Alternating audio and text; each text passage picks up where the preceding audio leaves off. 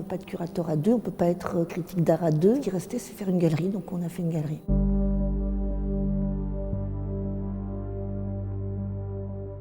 J'ai ouvert effectivement la galerie il y a 35 ans avec Édouard Mérineau, à deux donc, on est toujours à deux à tenir la galerie. À ce cher Christian Bernard, c'était donc lui le directeur de la Villa Arson à l'époque, qui nous a déconseillé de rester à Nice. Nous avons eu un malin plaisir à le contredire parce que nous pensons tout simplement qu'effectivement pour faire histoire, on doit quitter le centre et aller vers la périphérie, et en particulier quand la périphérie est au bord de la mer, ça gâche rien. Les ambitions, il n'y en avait pas, il y en a d'ailleurs toujours guère. Somme toute, ça ne se joue pas sur la question de l'ambition, ça se joue sur plutôt la question de la vie. Il nous semblait possible de vivre de façon heureuse et joyeuse dans l'art. Nous n'avions pas alors connaissance de ce qu'était le marché de l'art. En fait, ça n'existait pas vraiment.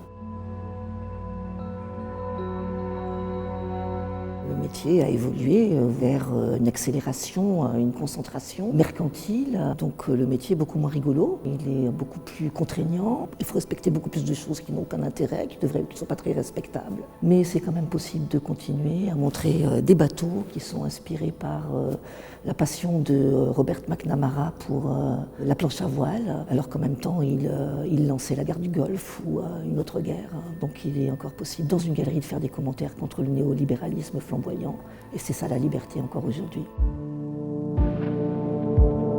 Il s'agit d'une exposition qui s'intitule Barker, Gillick and Jones. Barker pour Noah Barker, qui a fait le bateau qui est derrière moi. Liam Gillick, qui est quelqu'un avec qui je travaille depuis 35 ans, avec les bannières et les sticks. Et Jones pour Ronald Jones, qui est un artiste décédé, dont j'ai finalement en quelque sorte porté la voix dans la discussion. Cette exposition s'est faite en l'imaginant à trois, donc le produit d'une discussion qui réfléchit sur sa propre conception. Les relations les plus longues se sont constituées d'une façon très naturelle.